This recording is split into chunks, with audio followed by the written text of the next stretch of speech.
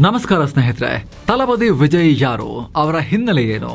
ಸ್ನೇಹಿತರೆ, ತಮಿಳುನಾಡು ಪಾಲಿಟಿಕ್ಸ್ ನಲ್ಲಿ ಹೊಸ ಅಧ್ಯಾಯ ಶುರುವಾಗಿದೆ. ನಟ ಕಮ್ ರಾಜಕಾರಣಿ ವಿಜಯ್ ಮುಖ್ಯಮಂತ್ರಿ ಆಗ್ತಿದ್ದಾರೆ.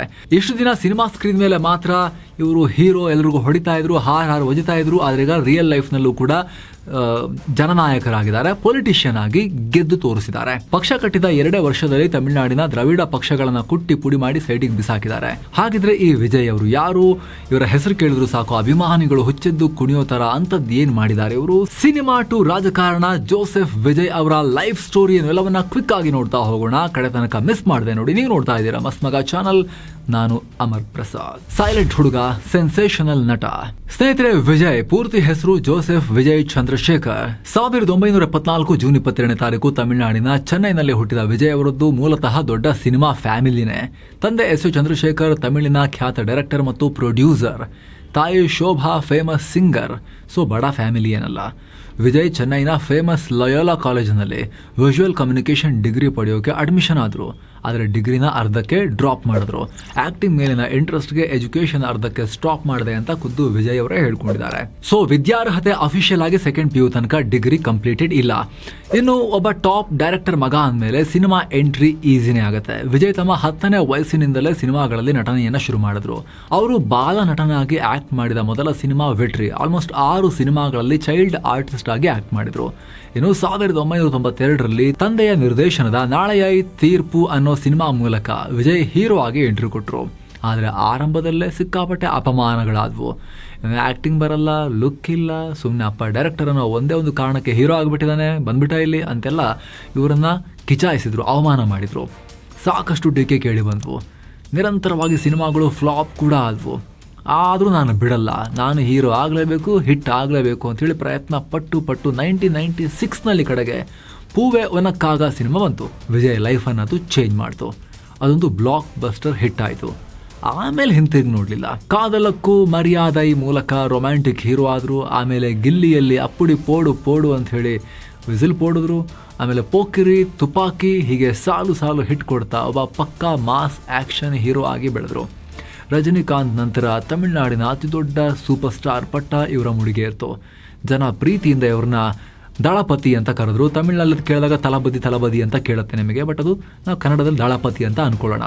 ದಳಪತಿ ಅಂದರೆ ಸೇನಾಪತಿ, ಒಂದು ಪಡೆಯ ನಾಯಕ ಅಂತ ಅರ್ಥ. ಕೋಟ್ಯಂತರ ಅಭಿಮಾನಿಗಳ ಸೇನೆಯನ್ನು ಕಟ್ಕೊಂಡಿರೋ ವಿಜಯ್ಗೆ ಈ ಟೈಟಲ್ ಪರ್ಫೆಕ್ಟ್ ಆಗಿ ಮ್ಯಾಚ್ ಆಯಿತು. ಆದರೆ ಒಂದು ಇಂಟ್ರೆಸ್ಟಿಂಗ್ ವಿಚಾರ ಇದೆ. ಆನ್ ಸ್ಕ್ರೀನ್ನಲ್ಲಿ ಸಿಕ್ಕಾಪಟ್ಟೆ ಎನರ್ಜೆಟಿಕ್ ಆಗಿ ಮಾಸ್ ಪಂಚ್ ಡೈಲಾಗ್ ಹೊಡೆಯೋ ವಿಜಯ್ ಆಫ್ ಸ್ಕ್ರೀನ್ನಲ್ಲಿ, ರಿಯಲ್ ಲೈಫ್ನಲ್ಲಿ ಸಿಕ್ಕಾಪಟ್ಟೆ ಸೈಲೆಂಟ್ ಪಾರ್ಟಿ. ಯಾರ ಜೊತೆನೂ ಜಾಸ್ತಿ ಮಾತಾಡಲ್ಲ, ಇಂಟರ್ವ್ಯೂ ಎಲ್ಲ ಕೊಡಲ್ಲ. ಹೀಗಾಗಿ ರಾಜಕೀಯಕ್ಕೂ ಇವರಿಗೂ ತುಂಬ ದೂರ ಅನ್ನೋ ಮಾತಿತ್ತು. ವಿಶೇಷ ಅಂದರೆ 2020ರಲ್ಲಿ ತಮ್ಮ ತಂದೆನೇ ತಲಪತಿ ವಿಜಯ್ ಮಕ್ಕಳ ಇಯಕ್ಕಂ ಅಂತ ಒಂದು ಪಾರ್ಟಿ ಕಟ್ಟಿದಾಗ ಅದನ್ನು ವಿಜಯ್ ಅಪ್ಪನ ಪಾರ್ಟಿಯನ್ನೇ ವಿರೋಧಿಸಿದ್ರು. ನನ್ನ ತಂದೆ ಕಟ್ಟಿರೋ ಪಾರ್ಟಿಗೂ ನನಗೂ ಸಂಬಂಧ ಇಲ್ಲ ಅಂತ ಅಪ್ಪನ ವಿರುದ್ಧವೇ ಕೋರ್ಟ್ ಮೆಟ್ಟಿಲೇರಿದ್ರು. ರಾಜಕೀಯ ಅಖಾಡಕ್ಕೆ ನಾನು ಪಕ್ಕಾ ತಯಾರಿಯೊಂದಿಗೆ ನನ್ನದೇ ಆದ ರೂಟ್ನಲ್ಲಿ ಬರ್ತೀನಿ ಅಂತ ವಿಜಯ್ ಅವತ್ತು ಹೇಳಿದ್ರು. ಅಂದರೆ ಈ ಸೈಲೆಂಟ್ ನೇಚರ್ ಹಿಂದೆನೇ ಒಂದು ದೊಡ್ಡ ರಾಜಕೀಯ ರಣತಂತ್ರ, ಡೀಪ್ ಥಿಂಕಿಂಗ್, ಸೈಲೆಂಟ್ ರೆವಲ್ಯೂಷನ್ ಒಳಗೊಳಗೆ ನಡೀತಾ ಇತ್ತು ಅನ್ನೋದು ತುಂಬ ಜನ ಗೊತ್ತಾಗ್ಲಿಲ್ಲ. ಇದೆಲ್ಲ ಸೇರಿ ಜನರಿಗೆ ವಿಜಯ್ ಅಂದ್ರೆ ಒಂಥರ ಮಿಸ್ಟೀರಿಯಸ್ ಲೀಡರ್ ಅನ್ನೋ ಇಮೇಜ್ ನ ಕ್ರಿಯೇಟ್ ಮಾಡ್ತು. ಇದು 15 ವರ್ಷಗಳ ಮಾಸ್ಟರ್ ಸ್ಕೆಚ್. ಸ್ನೇಹಿತರೆ, ಈ ಎಲೆಕ್ಷನ್ ರಿಸಲ್ಟ್ ನೋಡಿದ್ರೆ ವಿಜಯ್ ಶಾರ್ಟ್ ಟರ್ಮ್ ನಲ್ಲಿ ಬಂದು ಬಿರುಗಾಳಿ ಎಬ್ಸಿದ್ರು ಅಂತ ಮೇಲ್ನೋಟಕ್ಕೆ ಕಾಣಿಸ್ಬೋದು. ಆದರೆ ಸತ್ಯ ಬೇರೆನೇ ಇದೆ. ಇದು ರಾತ್ರಿ ಆಗಿರೋ ಮ್ಯಾಜಿಕ್ ಅಲ್ಲ. ಇದರ ಹಿಂದೆ ಆಲ್ಮೋಸ್ಟ್ 5 ವರ್ಷಗಳ ಕಠಿಣ ಶ್ರಮ ಇದೆ. ಒಂದು ಪಕ್ಕ ಮಾಸ್ಟರ್ ಸ್ಕೆಚ್ ಇದೆ. ಹೇಗೆ ಗೊತ್ತಾ? ವಿಜಯ್ ಅವರಿಗೆ ವಿಜಯ್ ಮಕ್ಕಳ ಇಯಕ್ಕಂ ಅಂದರೆ VMI ಅನ್ನೊಂದು ಅಭಿಮಾನಿ ಸಂಘ ಇದೆ. ಇದು ಶುರುವಾಗಿದ್ದು 1993ರಲ್ಲಿ. ಆದರೆ ವಿಜಯ್ ಇದನ್ನು ಸುಮ್ಮನೆ ಬಿಡಲಿಲ್ಲ. ಸಿನಿಮಾ ರಿಲೀಸ್ ಆದಾಗ ಕಟೌಟ್ಗೆ ಹಾಲಿನ ಅಭಿಷೇಕ ಮಾಡೋಕ್ಕೆ, ಪಟಾಕಿ ಹೊಡೆಯೋಕೆ, ಸೋಷಿಯಲ್ ಮೀಡಿಯಾದಲ್ಲಿ ಅವರಿಗೆ ಅಮ್ಮ ಅಕ್ಕ ಅಂತ ಬೈಯೋಕ್ಕೆ ಸೀಮಿತ ಆಗಲಿಲ್ಲ. 2000ನೇ ಇಸವಿಯ ಹೊತ್ತಿಗೆ ಇದನ್ನು ಸಮಾಜ ಸೇವಾ ಸಂಘಟನೆಯಾಗಿ ಬದಲಾಯಿಸಿದರು. 2009 ಅನ್ನುವಷ್ಟರಲ್ಲಿ ಇದೊಂದು ಅರೆ ರಾಜಕೀಯ ಸಂಘಟನೆಯಾಗಿ, ಅಂದರೆ ಕ್ವಾಸಾಯ್ ಪೊಲಿಟಿಕಲ್ ಕಾರ್ಡರ್ ಆಗಿ ಕನ್ವರ್ಟ್ ಆಗಿತ್ತು. ನಿಮ್ಗೆ ಆಶ್ಚರ್ಯ ಆಗ್ಬೋದು, 2021ರ ಸ್ಥಳೀಯ ಸಂಸ್ಥೆಗಳ ಚುನಾವಣೆಯಲ್ಲಿ ಈ ಫ್ಯಾನ್ ಕ್ಲಬ್ನ ಸದಸ್ಯರು ಯಾವುದೇ ಪಕ್ಷದ ಹೆಸರಿಲ್ಲದೆ 169 ಸೀಟ್ಗಳಲ್ಲಿ ಸ್ಪರ್ಧೆ ಮಾಡಿದ್ರು. ಅದರಲ್ಲಿ 115 ಸೀಟ್ಗಳನ್ನು ಗೆದ್ದಿದ್ರು. ಇದು ಗ್ರೌಂಡ್ ಲೆವೆಲ್ನಲ್ಲಿ ವಿಜಯರ ನೆಟ್ವರ್ಕ್ ಎಷ್ಟಿತ್ತು ಅನ್ನೋದಕ್ಕೆ ಒಂದು ಟ್ರೇಲರ್ ತರ. ಇದೇ ಟೈಮ್ನಲ್ಲಿ ಕೊರೋನಾ ಇತ್ತು. ಆಗ 1.3 ಕೋಟಿ ರೂಪಾಯಿ ರಿಲೀಫ್ ಫಂಡ್ ಅನ್ನ ಕೊಟ್ಟರು ಇವರು. ತಲಪತಿ ವಿಲ ಇಲ್ಲ ಪಾರ್ಟಿ ಅಂದ್ರೆ ಉಚಿತ ಭೋಜನ. ಈ ಹೆಸರಲ್ಲಿ ಇಡೀ ತಮಿಳುನಾಡಿನಾದ್ಯಂತ ಬಡವರಿಗೆ ಊಟ ಹಾಕಿದ್ರು. ಉಚಿತ ರಕ್ತದಾನ ಶಿಬಿರಗಳನ್ನು ಏರ್ಪಡಿಸಿದ್ರು, ರಾತ್ರಿ ಶಾಲೆಗಳನ್ನು ಶುರು ಮಾಡಿದ್ರು. ಇದೆಲ್ಲಕ್ಕಿಂತ ದೊಡ್ಡ ಮಾಸ್ಟರ್ ಸ್ಟ್ರೋಕ್ ಅಂದರೆ ಶಿಕ್ಷಣದ ಕಡೆಗೆ ಅವರು ಕೊಟ್ಟ ವಿಶೇಷ ಗಮನ. ತಮಿಳುನಾಡಿನ ಎಲ್ಲ 234 ವಿಧಾನಸಭಾ ಕ್ಷೇತ್ರಗಳಲ್ಲೂ ಕೂಡ 10ನೇ ಮತ್ತು 12ನೇ ತರಗತಿಯ ಟಾಪರ್ಸ್ಗಳನ್ನು ಹುಡುಕಿದ್ರು. ಅವ್ರನ್ನ ಪೇರೆಂಟ್ಸ್ ಸಮೇತ ಚೆನ್ನೈಗೆ ಕರೆಸಿ ಸ್ವತಃ ತಾವೇ ನಿಂತು ಸನ್ಮಾನ ಮಾಡಿದ್ರು. ಅವರಿಗೆ ಆರ್ಥಿಕ ಸಹಾಯ ಕೂಡ ಮಾಡಿದ್ರು. ಅಷ್ಟೇ ಅಲ್ಲ, ವೇದಿಕೆ ಮೇಲೆ ನಿಂತು ಒಂದು ಮಾತನ್ನ ಹೇಳಿದ್ರು, ಯುವಕರು ದುಡ್ಡು ತಗೊಂಡು ಓಟ್ ಹಾಕಬಾರದು ಅಂತ ನಿಮ್ಮ ಅಪ್ಪ ಅಮ್ಮನಿಗೆ ನೀವು ಹೇಳಬೇಕು, ಬುದ್ಧಿ ಹೇಳಿ ಅಂತ ಕರೆ ಕೊಟ್ಟರು. ಇದರಿಂದ ಆ ಯುವ ಸಮುದಾಯ, ಮಕ್ಕಳು, ವಿದ್ಯಾರ್ಥಿಗಳು ತಮಿಳುನಾಡಿನಾದ್ಯಂತ ವಿಜಯ್ ಪರವಾಗಿ ಅವರವರ ಮನೆಗಳಲ್ಲಿ ಪೊಲಿಟಿಕಲ್ ಇನ್ಫ್ಲೂಯೆನ್ಸರ್ಸ್ ಆಗಿ ಬದಲಾದರು. Family voters, first time voters ಮತ್ತು ಅವರ ಪೇರೆಂಟ್ಸ್ ಮನಸ್ಸಲ್ಲಿ ವಿಜಯ್ ಬಗ್ಗೆ ಒಂದು ನಂಬಿಕೆ ಹುಡ್ಕೊಳ್ಳೋಕೆ ಶುರುವಾಯಿತು.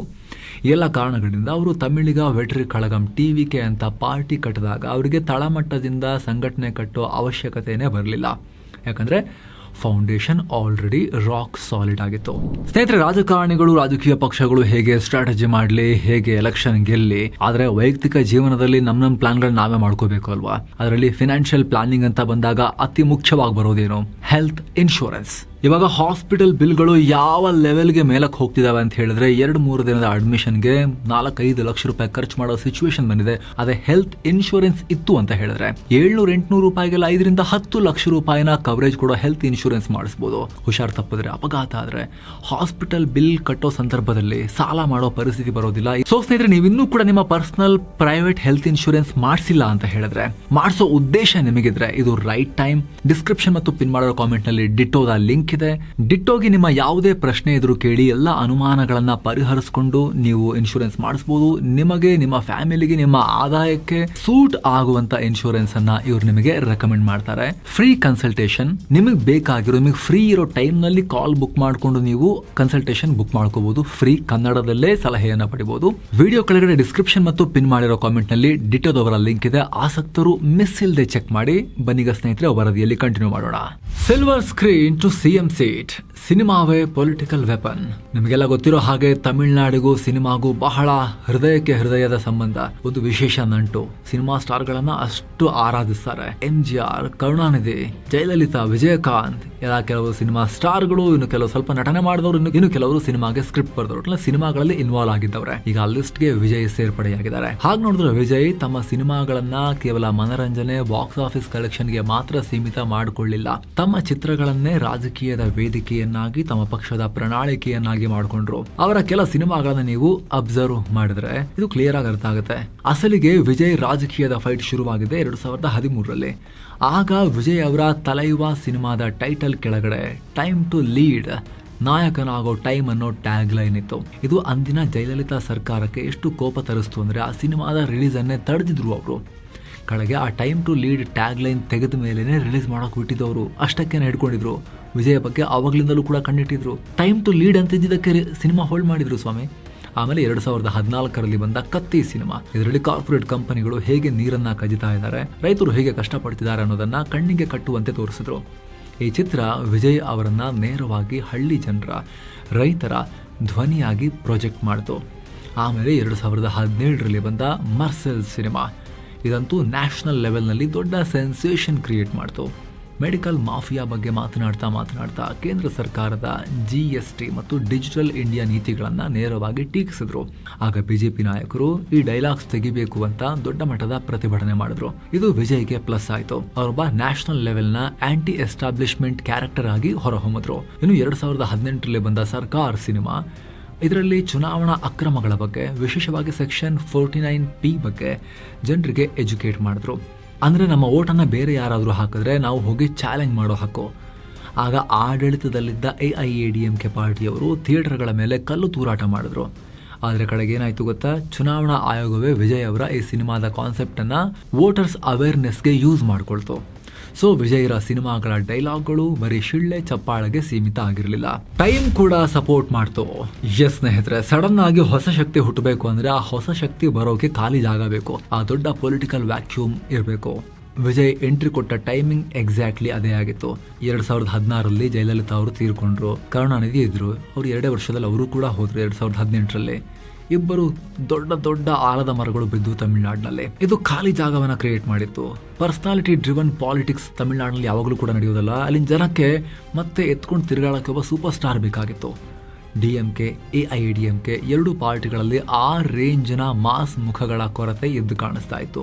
ಈ ಗ್ಯಾಪ್ ತುಂಬೋಕೆ ರಜನಿಕಾಂತ್ರನ್ನ ಕರ್ಕೊಂಡ್ಬರಕ್ಕೆ ತುಂಬಾ ಜನ ತುಂಬಾ ಪ್ರಯತ್ನ ಪಟ್ಟರು. ಆದ್ರೆ ಕಡೆ ಗಳಿಗೆಯಲ್ಲಿ ಬಂದ್ರು ಅಂತ ರಜನಿಕಾಂತ್ ಇಲ್ಲ ಅಂತ ಹೇಳಿ ಹಿಂದೇಟ್ ಹಾಕಿದ್ರು. ಕಮಲ್ ಹಾಸನ್ ಪಾರ್ಟಿ ಕಟ್ಟಿದ್ರು, ಆದರೆ ಒಂಥರ ಹಾಫ್ ಹಾರ್ಟೆಡ್, ಅವರು ಗಟ್ಟಿಮುಟ್ಟಾಗಿ ಕೆಲಸ ಮಾಡಲಿಲ್ಲ, ಕಮಿಟೆಡ್ ಆಗಿರಲಿಲ್ಲ. ಎಕ್ಸಾಕ್ಟ್ ಆಗಿ ಇದೇ ಟೈಮ್ಗೆ ಎಂಟ್ರಿ ಕೊಟ್ಟಿದ್ದು ವಿಜಯ್. DMK ಆಡಳಿತದ ಮೇಲಿದ್ದ ಅಸಮಾಧಾನ, ವಂಶ ಪಾರಂಪರ್ಯ ರಾಜಕಾರಣದ ಮೇಲಿದ್ದ ಸಿಟ್ಟು, AIADMK ಲೀಡರ್ಶಿಪ್ ಗೊಂದಲ, ಇದೆಲ್ಲವನ್ನ ವಿಜಯ್ ಸರಿಯಾಗಿ ಯೂಸ್ ಮಾಡಿಕೊಂಡ್ರು. ಜೊತೆಗೆ ಕೋಟಿ ಸಂಭಾವನೆ ಬರ್ತಾ ಇದ್ದ ಸಿನಿಮಾ ಕರಿಯರ್ನ ಪೀಕ್ನಲ್ಲಿದ್ದಾಗ ಇನ್ನೊಂದು 10 ವರ್ಷ ಸಿನಿಮಾ ಮಾಡ್ತಿದ್ರು, ಯಾರು ಬೇಡ ಅಂತಿದ್ರು ಅವರಿಗೆ. ರಜನಿಕಾಂತ್ ಇವತ್ತಿಗೂ ಮಾಡ್ತಿಲ್ವಾ? ಅಂತ ಟೈಮ್ನಲ್ಲೇ ದುಡ್ಡು ಸಾಕು, ನಾನು ಪಾರ್ಟ್ ಟೈಮ್ ಪೊಲಿಟಿಷಿಯನ್ ಆಗಲ್ಲ, ಸಿನಿಮಾನೂ ಮಾಡ್ತೀನಿ, ಈ ಕಡೆ ನಾನು ಪಾಲಿಟಿಕ್ಸಿಗೂ ಬರ್ತೀನಿ, ನೋಡೋಣ ಆಮೇಲೆ ಅನ್ನೋ ಥರದ ಆಟಿಟ್ಯೂಡ್ ತೋರಿಸಿಲ್ಲ. ಫುಲ್ ಹಾರ್ಟ್ ಕೊಟ್ಟು ಕಮಿಟ್ ಆದ್ರು ಪಾಲಿಟಿಕ್ಸ್ಗೆ. ಇನ್ಮೇಲೆ ಸಿನಿಮಾ ಮಾಡಲ್ಲ, ಇದು ಲಾಸ್ಟ್ ಸಿನಿಮಾ ಅಂತ, ಜನನಾಯಕನ್ ಸಿನಿಮಾ ಅಂತ ಹೇಳಿದ್ರು. ಇದು ಜನರಿಗೆ ಅವರ ಕಮಿಟ್ಮೆಂಟ್ ಅನ್ನ ಪ್ರೂವ್ ಮಾಡ್ತು. ಇದರಿಂದ ನಗರ, ಹಳ್ಳಿ ಎಲ್ಲ ಕಡೆ ಫಸ್ಟ್ ಟೈಮ್ ವೋಟರ್ಸ್, ಹಳೆ ವೋಟರ್ಸ್ ಎಲ್ಲರೂ ಕೂಡ ಸಾಲಿಡ್ ಆಗಿ ವಿಜಯ್ ಕಡೆಗೆ ಬಂದರು. ಜೊತೆಗೆ ಅವರು ಆರಿಸಿಕೊಂಡ ಪೊಲಿಟಿಕಲ್ ಸಿದ್ಧಾಂತ, ದಾರಿ ಜಾಸ್ತಿ ಗೊಂದಲ ಎಲ್ಲ ಮಾಡಕ್ ಹೋಗ್ಲಿಲ್ಲ. ಸೆಂಟರ್ ಲೆಫ್ಟ್ ನಾವು ಅಂತ ಹೇಳಿದ್ರು, ಮತ್ತು ಸಾಮಾಜಿಕ ನ್ಯಾಯ ಅಂತ. ಅವತ್ತು ವೇದಿಕೆ ಮೇಲೆ ವಿಜಯ್ ಹೇಳಿದ ಒಂದು ಮಾತು ಇಡೀ ನ್ಯಾಷನಲ್ ಪಾಲಿಟಿಕ್ಸ್ ಅನ್ನ ಶೇಕ್ ಮಾಡ್ತು. DMK ನಮ್ಮ ಪೊಲಿಟಿಕಲ್ ಎನಿಮಿ ಅಂದರೆ ರಾಜಕೀಯ ಶತ್ರು, ಆದರೆ BJP ನಮ್ಮ ಐಡಿಯಾಲಜಿಕಲ್ ಎನಿಮಿ ಅಂದರೆ ಸೈದ್ಧಾಂತಿಕ ಶತ್ರು ಅಂತ ಡೈರೆಕ್ಟ್ ಆಗಿ ಡಿಕ್ಲೇರ್ ಮಾಡಿದ್ರು. ಅಂದ್ರೆ ವಿಜಯ್ ಮಾಡ್ತಿರೋದು ದ್ರವಿಡಿಯನ್ ಪಾಲಿಟಿಕ್ಸು ಅಲ್ಲ, BJPಯ ಹಿಂದೂ ನ್ಯಾಷನಲಿಸಂ ಪಾಲಿಟಿಕ್ಸು ಅಲ್ಲ, ಅಥವಾ ಐಡಿಯಾಲಜಿ ಲೆಸ್ ಕೂಡ ಅಲ್ಲ, ಸೆಂಟರ್ ಲೆಫ್ಟ್ ಅಂತ ಹೇಳ್ತಾರೆ. ಕಾಂಗ್ರೆಸ್ನ ಅವರೇನು ದ್ರವಿಡ ಅಲ್ಲ, ಕಾಮರಾಜ್ ಅವರು ಐಕಾನ್, ತಮಿಳು ಐಕಾನ್, ಅವರನ್ನ ಇವರು ತುಂಬಾ ಇದು ಮಾಡ್ತಾರೆ. ಆಮೇಲೆ ಪೆರಿಯಾರ್ ಅವರು ದ್ರವಿಡ ಸಿದ್ಧಾಂತ, ಅವ್ರನ್ನ ಕೂಡ ಐಕಾನ್ ಥರ ನೋಡ್ತಾರೆ. ಈ ರೀತಿ ಒಂಥರ ತಮಿಳು ನ್ಯಾಷನಲಿಸಮ್ ಥರ ಅವ್ರು ನೋಡ್ತಾರೆ ಹೊರತು ಇವರು ಹಾರ್ಡ್ ಕೋರ್ ದ್ರವಿಡಿಯನ್ ಪಾಲಿಟಿಕ್ಸ್ ಮಾಡ್ತೀನಿ ಅಂತ ಎಲ್ಲೂ ಕೂಡ ಬಿಂಬಿಸ್ಕೊಳ್ಳಿಲ್ಲ ವಿಜಯ್. ಆ ಮೂಲಕ ಅವ್ರು ಮಾಡಿರೋ ಮಾಸ್ಟರ್ ಸ್ಟ್ರೋಕ್ ಏನು ಅಂದರೆ, ಇದುವರೆಗೂ 50-60 ವರ್ಷಗಳಿಂದ ದ್ರವಿಡಿಯನ್ ಪಾಲಿಟಿಕ್ಸ್ ಅಂತ ನೋಡ್ಕೊಂಡ್ ಬಂದವರಿಗೆ ಮತ್ತೆ ಅದೇ ಹೊಸ ಬಾಟ್ಲಲ್ಲಿ ಹಳೆ ವೈನ್ ಅನ್ನೋ ಫೀಲಿಂಗ್ ಬರಕ್ ಬಿಡ್ಲಿಲ್ಲ. ಸಮಥಿಂಗ್ ನ್ಯೂ, ಹೊಸದಿದು ಅನ್ನೋ ಫೀಲಿಂಗ್ ಬರೋ ರೀತಿ ನೋಡ್ಕೊಂಡ್ರು. ಇವರು ನಾನು ದ್ರವಿಡ ಅಂತ ಹೇಳಿಬಿಟ್ಟಿದ್ರೆ 10 ದ್ರವಿಡಿಯನ್ ಪಾರ್ಟಿಗಳಿದಾವೆ, 20 ಇರ್ಬೋದೇನೋ, ಲೆಕ್ಕ ಹಾಕಿ ನೋಡಬೇಕು, ಎಲ್ಲ ಆಲ್ಫಾಬೆಟ್ಸ್ ಥರ ಇದಾವೆ, ಇಂಗ್ಲೀಷ್ನ ವರ್ಣಮಾಲೆ ಇದೆ, ABCD ಇದು, ಆ ರೀತಿ ಪಾರ್ಟಿಗಳಿದಾವೆ ತಮಿಳ್ನಾಡಿನಲ್ಲಿ. ಸೊ ಜನಕ್ಕೆ ಇನ್ನೂ ಒಂದು ಅನ್ನೋ ಫೀಲಿಂಗ್ ಬರ್ತಾ ಇತ್ತು. ಆ ರೀತಿ ಬರ್ದಿರಂಗ ಅವ್ರು ನೋಡ್ಕೊಂಡ್ರು. ಏನು ವಿಜಯ್ ಅವರ ವೈಯಕ್ತಿಕ ಜೀವನದ ಬಗ್ಗೆ ನೋಡೋದಾದ್ರೆ, ಮದುವೆ ಸಂಗೀತ ಸ್ವರ್ಣಲಿಂಗಂ ಜೊತೆ ಆಗಿದೆ, 2 ಮಕ್ಕಳಿದ್ದಾರೆ, ಒಬ್ಬ ಮಗ ಮತ್ತೆ ಒಬ್ಬ ಮಗಳು. 1996ರಲ್ಲಿ ಮದುವೆ ಆಯಿತು. ಲಂಡನ್ ನಲ್ಲಿರೋ ವಿಜಯ್ ಅವರ ದೊಡ್ಡ ಫ್ಯಾನ್ ಆಗಿದ್ದ ಸಂಗೀತ ವಿಜಯ್ ಅವರ ಸಿನಿಮಾ ಹಿಟ್ ಆದಾಗ ವಿಶ್ ಮಾಡೋಕೆ ಅಂತಲೇ ಚೆನ್ನೈಗೆ ಬಂದಿದ್ರು. ಹಾಗೆ ನೋಡಿದ್ರೆ ಸಂಗೀತ ಅವರು ಮೂಲತಃ ಶ್ರೀಲಂಕಾದ ತಮಿಳು ಫ್ಯಾಮಿಲಿಯವರು, ಆದರೆ ಬೆಳೆದಿದ್ದೆಲ್ಲ UK-ನಲ್ಲಿ. ಆದರೆ ಈಗ ಇಂತಹ ಜೋಡಿಯ ದಾಂಪತ್ಯದಲ್ಲಿ ಬಿರುಕು ಮೂಡಿದೆ. ಸಂಗೀತ ಅವರು ಚೆಂಗಲ್ಪಟ್ಟು ಫ್ಯಾಮಿಲಿ ಕೋರ್ಟ್ನಲ್ಲಿ ಡಿವೋರ್ಸ್ಗೆ ಅರ್ಜಿ ಹಾಕಿದ್ದಾರೆ. ವಿಜಯ್ ಅವರ ಅಫೇರ್ಸ್ ಮತ್ತು ಮಾನಸಿಕ ಹಿಂಸೆ ಕಾರಣವನ್ನ ಕೊಟ್ಟು ಅವರು ಡಿವೋರ್ಸ್ಗೆ ಅಪ್ಲೈ ಮಾಡಿದ್ದಾರೆ ಅನ್ನೋ ರಿಪೋರ್ಟ್ಸ್ ಇವೆ. ಇನ್ನು ಆಗಲೇ ಹೇಳಿದಾಗ ವಿಜಯ್ ಅವರ ಪೂರ್ತಿ ಹೆಸರು ಜೋಸೆಫ್ ವಿಜಯ್ ಚಂದ್ರಶೇಖರ್, ಅಂದ್ರೆ ಕ್ರಿಶ್ಚಿಯನ್, ಕ್ರೈಸ್ತ ಮತಾವಲಂಬಿಯವರು. ಹಾಗಂತ ಟೆಂಪಲ್ಗೆಲ್ಲ ಹೋಗಲ್ಲ ಅಂತಲ್ಲ, ದೇವಸ್ಥಾನಗಳಿಗೂ ಕೂಡ ಹೋಗ್ತಾರೆ, ಸಾಯಿಬಾಬಾರ ಭಕ್ತ ಕೂಡ ಹೌದು ಅಂತ ಹೇಳ್ಕೊಳ್ತಾರೆ. ಮಂಡಿಗಾಲೆಲ್ಲ ಹೋಗಿರೋದು ನೀವು ನೋಡಿರ್ಬೋದು. ಸ್ನೇಹಿತರೆ, ಕೆಲವರು ನಮ್ಮ ಚಾನಲಲ್ಲಿ ವಿಜಯ್ ಬಗ್ಗೆ ನಾವು ಮಾತಾಡಿದಾಗಲೆಲ್ಲ ಸಡನ್ ಆಗಿ ರೋಲ್ಸ್ ರಾಯ್ ಬಗ್ಗೆ ನೀವು ಹಂಗೆ ಹೇಳ್ತೀರ, ಅವ್ರ ಬಗ್ಗೆ ಇವಾಗ ಗೆದ್ದಿಲ್ವಾ ಅಂತ ಕಮೆಂಟ್ ಮಾಡ್ತಾರೆ. ಸ್ನೇಹಿತರೆ, ನಾವು ಅದನ್ನ ಹೇಳೋಕೆ ಕಾರಣ ಇದೆ. ವಿಜಯ್ರಂತ ಅತಿ ಶ್ರೀಮಂತಿಕೆಯ ಆಟಿಕೆ ರೋಲ್ಸ್ ರಾಯ್ರಂತ ಕಾರುಗಳನ್ನ ತಗೊಳ್ಳೋದು ತಪ್ಪೇನಲ್ಲ. 2 ಕೋಟಿ 3 ಕೋಟಿ 4 ಕೋಟಿ ಈ ಕಾರುಗಳು. ಆದರೆ ಅಂತ ದುಬಾರಿ ಕಾರುಗಳನ್ನ ತಗೊಂಡಾಗಲೂ ಕೂಡ ನನಗೆ ತೆರಿಗೆ ರಿಯಾಯಿತಿ ಕೊಡಿ ಅಂತ ಅಪ್ಲೈ ಮಾಡಿ ಕೇಳೋದಿದೆಯಲ್ಲ, ಸ್ಪೆಷಲ್ ಆಗಿ ನನಗೆ ಸ್ಪೆಷಲ್ ಟ್ರೀಟ್ಮೆಂಟ್ ಕೊಡಿ, ನನಗೆ ತೆರಿಗೆ ತೆಗೀರಿದಕ್ಕೆ ಇಂಪೋರ್ಟ್ ಡ್ಯೂಟಿ ತೆಗೆದುಬಿಡಿ ಅಂತ ರಿಕ್ವೆಸ್ಟ್ ಮಾಡೋದಿದೆಯಲ್ಲ. ಅವಾಗ ನಮ್ಮ ಪ್ರಶ್ನೆ ಏನು ಅಂದ್ರೆ, ಹಾಗಾದ್ರೆ ಟ್ಯಾಕ್ಸ್ ಕಟ್ಟೋದು ಯಾರು? ಇನ್ಯಾರು ಟ್ಯಾಕ್ಸ್ ಕಟ್ಟಬೇಕು ಈ ದೇಶದಲ್ಲಿ? ಟ್ಯಾಕ್ಸ್ ಕಟ್ಟೋ ಸಾಮರ್ಥ್ಯ ಇನ್ಯಾರಿಗಿದೆ? ಹಾಗಾದ್ರೆ ಈ ದೇಶ ನಡೆಯೋದು ಹೇಗೆ ಅನ್ನೋದು ನಮ್ಮ ಕ್ವಶನ್ ಅಷ್ಟೇ. ಆಮೇಲೆ ಕೋರ್ಟ್ ಹತ್ರ ಎಲ್ಲ ಅವ್ರು ಬಯಸ್ಕೊಂಡಿದ್ರು, ಅದೆಲ್ಲ ನಿಮ್ಗೆ ಗೊತ್ತಿರೋ ವಿಚಾರನೇ. ಸೊ ಜನಸೇವೆ ಮಾಡ್ತೀನಿ ಅಂತ ಬರೋರಿಗೆ ಟ್ಯಾಕ್ಸ್ ಕಟ್ಟಕ್ಕೆ ಕಷ್ಟ ಅಂದರೆ, ಬಡವರಿಗೆ ಹೆಲ್ಪ್ ಮಾಡಬೇಕು ಅಂದರೆ ಟ್ಯಾಕ್ಸ್ ಕಟ್ಟಿರ್ಬೇಕಲ್ಲ ಅಲ್ಲಿ ಯಾರಾದರೂ ದುಡ್ಡಿರೋರು. ಮತ್ತು ಹಿಂಗೆ ಬಡವ್ರಿಗೆ ಹೆಲ್ಪ್ ಮಾಡೋಕ್ಕಾಗತ್ತೆ? ಅದು ನಮ್ಮ ಬೇಸಿಕ್ ಪಾಯಿಂಟ್ ಆಗಿತ್ತು. ಅದಕ್ಕೆ ಸ್ವಲ್ಪ ನಾವು ಕಾಲು ಎಳಿತಾ ಇದ್ವಿ ಅಷ್ಟೇ. ಅದು ಬಿಟ್ಟರೆ ಬೇರೆ ಏನಿಲ್ಲ. ವಿಜಯ್ ಅವರು ಗೆದ್ದಿದ್ದಕ್ಕೆ ಅವರಿಗೂ ಶುಭಾಶಯನೇ. ಆ್ಯಕ್ಚುಲಿ ತಮಿಳ್ನಾಡು ಪಾಲಿಗೆ ಒಳ್ಳೆ ವಿಚಾರನೇ. 50 ವರ್ಷಗಳಿಂದ ಅಲ್ಲಿ ಬರೀ ದ್ರವಿಡ ಅಂತಲೇ ಪಾಲಿಟಿಕ್ಸ್ ಮಾಡ್ಕೊಂಡು ಬರ್ತಾ ಇದ್ರು. ಕೆಲವರಂತೂ ಭಾರತದಿಂದ ಪ್ರತ್ಯೇಕ ಹೋಗೋ ಮಾತುಗಳನ್ನೆಲ್ಲ ಆಡೋರು ಕೂಡ ಗೆಲ್ತಾ ಬರ್ತಾ ಇದ್ರು. ಅಲ್ಲಿ ಒಂಥರ ನ್ಯಾಷನಲ್ ಇಂಟಿಗ್ರಿಟಿಗೆ ಒಂದು ರೀತಿ ಆತಂಕವನ್ನು ಒಡ್ಡೋ ಬೆಳವಣಿಗೆಗಳೆಲ್ಲ ಆಗ್ತಾ ಇದ್ವು. ಅಂಥದ್ರಲ್ಲಿ ಆ ದ್ರಾವಿಡ ಪಕ್ಷಗಳ ಎರಡನ್ನೂ ಸೋಲಿಸಿ ದ್ರಾವಿಡೇತರ ಸಿದ್ಧಾಂತವನ್ನು ಹೊಂದಿರೋ ವ್ಯಕ್ತಿಯೊಬ್ಬರು ಬಂದಿದ್ದಾರೆ. ಕೆಲವರು ಹೇಳ್ಬೋದು ಇವರು ಕೂಡ ದ್ರಾವಿಡ ಅಲ್ವಾ? ಅಲ್ಲ, ಇಲ್ಲಿ ತನಕ ವಿಜಯ್ ದ್ರಾವಿಡ ಪಾಲಿಟಿಕ್ಸ್ ಅನ್ನ ಮಾಡಿಲ್ಲ. ಹಾಗೆ ಸ್ನೇಹಿತರೆ, ಕಡೆಯದಾಗಿ ಮತ್ತೊಮ್ಮೆ ಕ್ವಿಕ್ ರಿಮೈಂಡರ್, ವಿಡಿಯೋ ಕೆಳಗಡೆ ಡಿಸ್ಕ್ರಿಪ್ಷನ್ ಮತ್ತು ಪಿನ್ ಮಾಡಿರೋ ಕಾಮೆಂಟ್ ನಲ್ಲಿ ಡಿಟೋದವರ ಲಿಂಕ್ ಇದೆ. ಯಾರೆಲ್ಲ ಹೆಲ್ತ್ ಇನ್ಶೂರೆನ್ಸ್ ಇನ್ನೂ ಮಾಡಿಸಿಲ್ಲ, ಮಾಡಿಸಬೇಕು ಅನ್ನೋ ಉದ್ದೇಶ ಇದೆ, ಅವರು ಮಿಸ್ ಇಲ್ಲದೆ ಚೆಕ್ ಮಾಡಿ.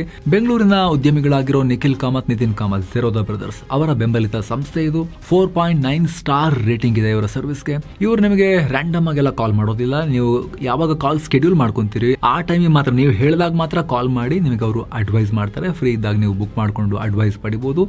ನಿಮಗೆ ನಿಮ್ಮ ಫ್ಯಾಮಿಲಿಗೆ ಸೂಟ್ ಆಗೋ ಬೆಸ್ಟ್ ಹೆಲ್ತ್ ಇನ್ಶೂರೆನ್ಸ್ ಅನ್ನ ಕನ್ನಡದಲ್ಲೇ ಅವರಿಂದ ಸಲಹೆ ಪಡೆದು ನೀವು ಆಯ್ಕೆ ಮಾಡ್ಕೋಬಹುದು. ಅವರ ಹತ್ರ IRDAI ಸರ್ಟಿಫೈಡ್ ಇನ್ಶೂರೆನ್ಸ್ ಅಡ್ವೈಸರ್ಸ್ ಇದ್ದಾರೆ, ಅವರಿಂದ ಫ್ರೀ ಆಗಿ ಸಲಹೆಯನ್ನು ಪಡಿಬಹುದು. ಆಸಕ್ತರು ಮಿಸ್ ಇಲ್ಲದೆ ವಿಡಿಯೋ ಕೆಳಗಡೆ ಡಿಸ್ಕ್ರಿಪ್ಷನ್ ಮತ್ತು ಪಿನ್ ಮಾಡಿರೋ ಕಾಮೆಂಟ್ ನಲ್ಲಿ ಕೊಟ್ಟಿರೋ ಡಿಟೋ ಲಿಂಕ್ ಅನ್ನ ಚೆಕ್ ಮಾಡಿ. ಮತ್ತೆ ಭೇಟಿ ಆಗ್ತಿರೋಣ ಸ್ನೇಹಿತರೆ. ನಮಸ್ಕಾರ.